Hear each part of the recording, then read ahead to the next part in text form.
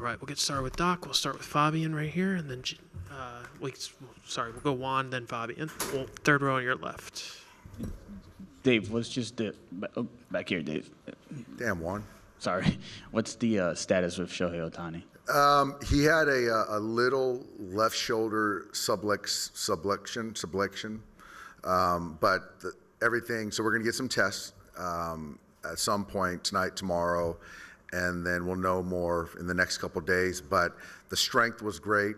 The range of motion good. So we're encouraged. But obviously, I can't speculate because we don't get the scans yet. So once we get the scans, we'll know more. But again, with the strength and range of motion good, that's certainly a positive. Good. Fabian on your right, Dave. Those tests, I'm sure, will happen tomorrow. Tomorrow, probably, yeah. And then what sort of exactly happened to sort of cause the injury? I don't know. I think it was, obviously, I think he slides on his left knee, right foot forward. That's my assumption. And then he probably, as he put his hand down, it probably subluxed out. That's probably what it was. And is that pretty much what you said right away? When Hopefully you guys not. went out for him? Yeah. Ohtani. Up front of your left, Dave. JP. Dave, I know that the subluxation is one that guys can be prone to if they have repeated. Has he done this before? You know what? I don't know, JP. I'm not sure. So I don't. Yeah, I'm not sure. Don't know.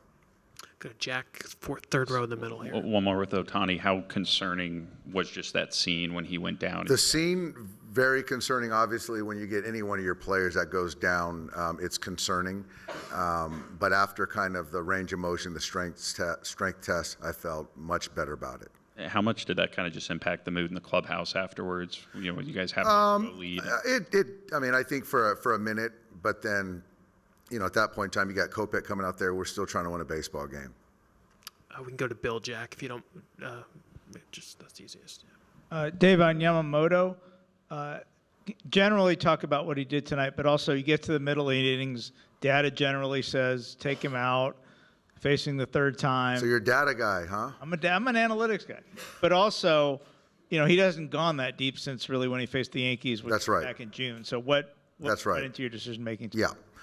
I think for me, watching how he was throwing the baseball, there wasn't much stress in the game. And, he hasn't been in the seventh inning since that Yankee game. I think he's thrown up to 76 pitches. So I felt building. We had a good building block foundation. And so I really wanted him to get Stanton. So number one, to get one more hitter and to be able to touch that seventh inning. So I think for me, that was it regardless. And also, as you were navigating the ninth inning, what made it the right time to get Bessie up and what made it the right time to get him in the ballgame? Yeah, Blake, Soto does a nice piece of hitting. Then he gets the strikeout, then hits a bag for the base hit.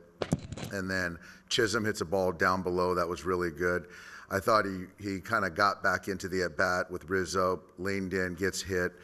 For me, I was trying to get him through Volpe. And so that was kind of where it was at. And I just didn't want to go to Alex too soon to potentially take a Volpe tax. And I just felt, again, that Blake had enough stuff to get Volpe in that spot. Go far back in the center, Dave. Ken? Dave, back to Shohei. Just to be perfectly clear, it's a subluxation, not a dislocation. That's what I heard from our trainer. Yes, Kenny. We'll do just a couple more. Fabian. Yeah, just to go back to Yamamoto. Obviously, the comparison will be to the Yankee Stadium start, but how similar was he tonight to where that was? And it seemed like the fastball, especially after that Soto at bat, seemed like he seemed to lock in the command. Yeah, I mean, I thought you're looking at our two starters. I think that they made one bad pitch apiece in their respective starts.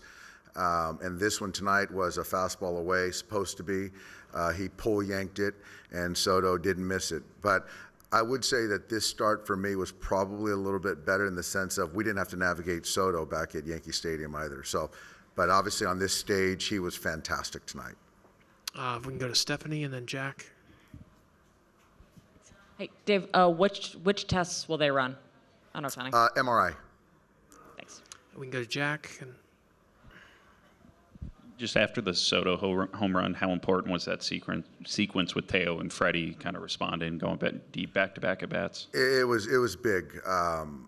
So Teo's homer obviously was huge. I thought he just missed clipping him earlier and got a fastball belt line and really put a great swing on it. And then Freddie, I mean, that was, it's one thing to turn around 92, but 97 up and in, that's a different monster. And he just took a really good swing. And I think it's, he just big. We needed it, clearly. Do two more for Doc. Jason Farback. Dave, does Shohei have the green light to run whenever he thinks is right? Yes.